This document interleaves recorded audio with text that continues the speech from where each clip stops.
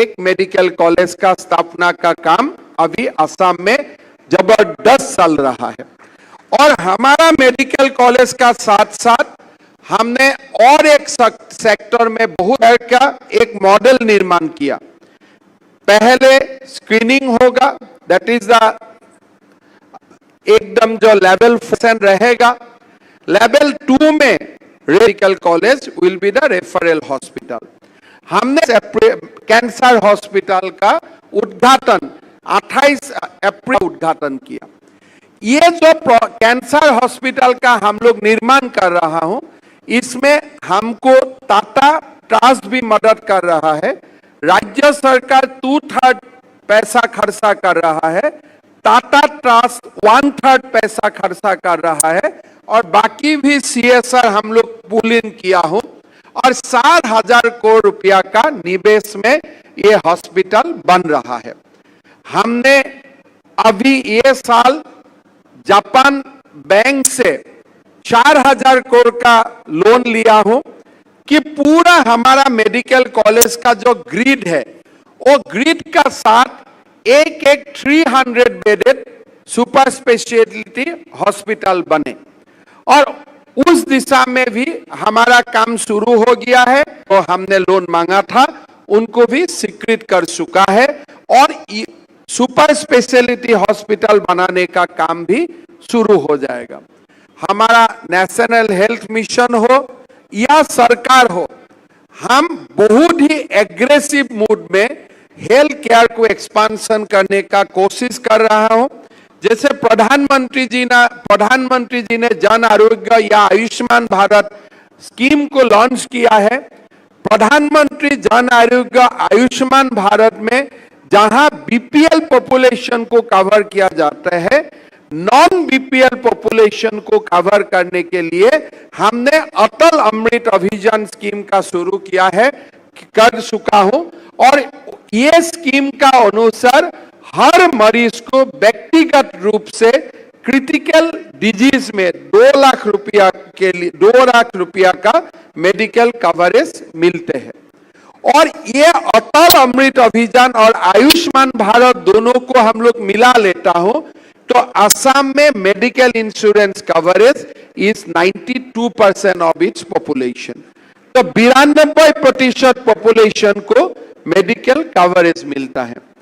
3,000 से ऊपर हमारा वेलनेस सेंटर बन चुका है और बाकी 1,000 जो सब सेंटर रुक गया है वहां में भी हमारा वेलनेस सेंटर बनाने का काम चालू है।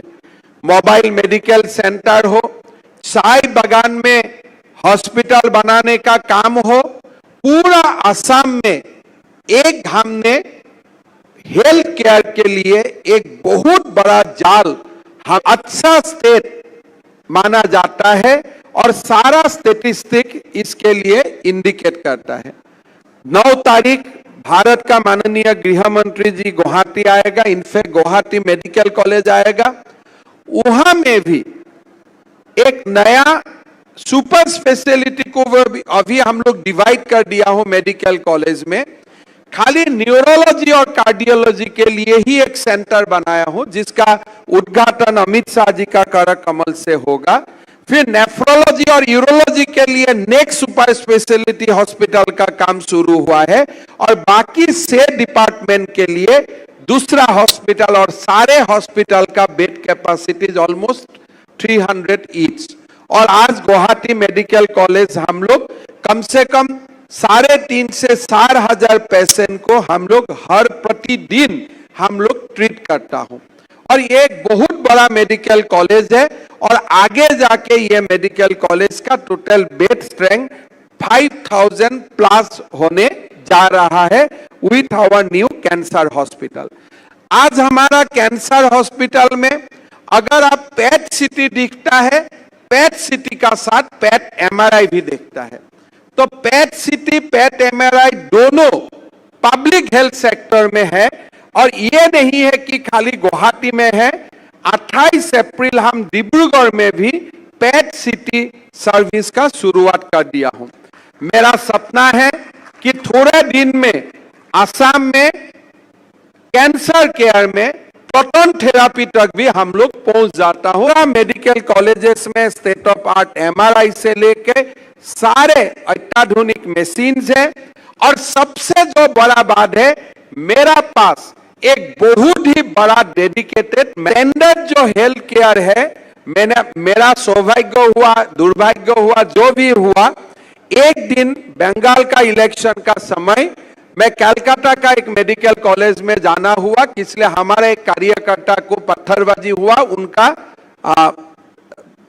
जो हेड इंजरी था, तो मैंने उनका हॉस्पिटल में गया और फ्लोर में मैं जाते रहा और मेरा पाव से एक एक पेशेंट को मैं निगोशिएट करते गया। तो बड़ा सिटी है, पेशेंट होगा, लेकिन आज असम में वो स्थिति नहीं है। We are accommodating each and every patient और बहुत अच्छा नर्सिंग केयर हो या बाकी सारा सुविधा भी असम में उपलब्ध है। Of course we will not compare with nursing home, but अगर मेडिकल कॉलेज का बीच में कंपेयर होता है, मैं कटक मेडिकल कॉलेज में भी गया हूं, बंगाल में 2-3-4 मेडिकल कॉलेज में गया हूं। मैं नहीं बोलूंगा उनसे मैं ऊपर हूं, लेकिन मैं इतना बोल सकता हूं कि I am not much below than any of this hospital. तो ये हमारा काम ये लास्ट से 7 साल में ये काम शुरू हुआ है और बहुत सारा काम को हम लोग मेडिकल टूरिज्म डेस्टिनेशन गुवाहाटी बने, इस दिशा में अभी हम लोग को काम करना है और हम लोग का थॉट प्रोसेस उस दिशा में ऑलरेडी शुरू हो चुका है। मैं आज का सभा में आप लोग आया है, मैं आप लोग को यही निवेदन करूंगा कि हमारा मन में सपना है कि असम मेडिकल केयर में एक अच्छा, भारत का अंदर एक अच्छा स्टेट बने। मैंने तो अच्छा गिनाया, बुरा जैसा हम लोग को अच्छा दिखाई जाता है। तो आप लोग यहाँ जब आप लोग है 2-3 दिन आप लोग यहाँ रहेगा, आप लोग का अनुभव होगा और जहां भी आप लोग हमारा सिस्टम में आप लोग का कमी महसूस होगा, रॉक-टीम को बता के जाइए और हम लोग वो भी सुधारने का कोशिश करूंगा। इसलिए मैं तो अच्छा गिनाते जाऊंगा, बुरा मेरा समक्ष नहीं आएगा, लेकिन बुरा जरूर होगा, कमी जरूर होगा और सिस्टम में जो भी कम है इसको हम लोग को संभालना पड़ेगा और आगे जाके दरिद्र मानवी के लिए हमारा पब्लिक हेल्थ केयर को हम लोग को एक बहुत बड़ा अच्छा मॉडल पूरा देश में बनाना पड़ेगा। ये मैं बहुत एक डीपली फ्रॉम माय हार्ट में विश्वास करता हूं। मेडिकल केयर का साथ साथ जब मैं ये सभा में आया तो हमारा संगठन मंत्री जी ने महाराज पृथु का भी बात निकाला।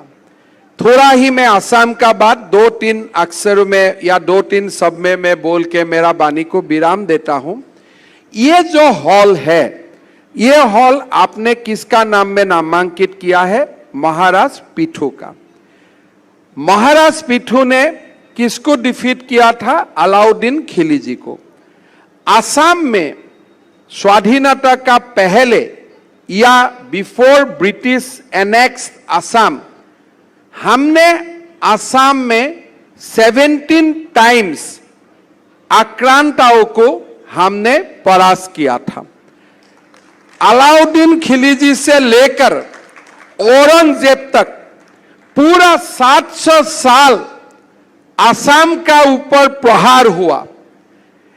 इस्लामिक एग्रेसर ने असम को कैप्चर करने के लिए चेष्टा किया, लेकिन हमारा पूर्वज ने कभी असम को वो आक्रांत लोगों का अधीन जाने नहीं दिया।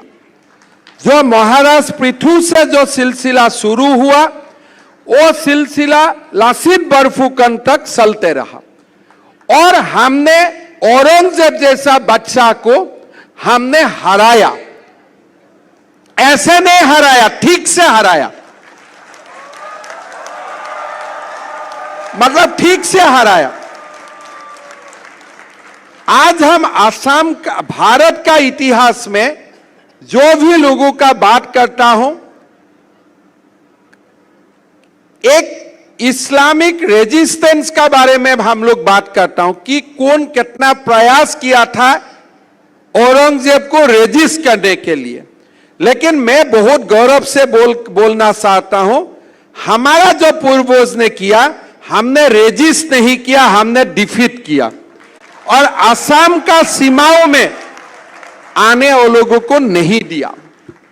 वो एक समय था, लेकिन स्वाधीनता का बाद थोड़ा समस्या गंभीर हुआ। जो हमारा पूर्वज ने जिसको आने नहीं दिया, हम ही लोग उनके लिए दरवाजा खोल दिया कि आप लोग आइए, हमको वोट दीजिए, हमको जिता किया। तो असम में आज हम लोग को दूसरा लड़ाई हम लोग लड़ रहा हूं, सिचुएशन काफी गंभीर है, लेकिन हम लोगों ने हौसला नहीं तोड़ा हूं। आज हम लोग का जो डेमोक्रेसी का अंदर आज भी हम लोग वही एग्रेसर लोगों से हम लोग फाइट कर रहा हूं। और हमारी संस्कृति के लिए, हमारा भारत देश के लिए हमारा जो संग्राम है आज भी चल रहा है। और जब हमारा मानवता का भी सेवा करना है, irrespective of caste creed and जननी जन्मभूमि ये रखना है, हमारा विशाल पोजीशन है।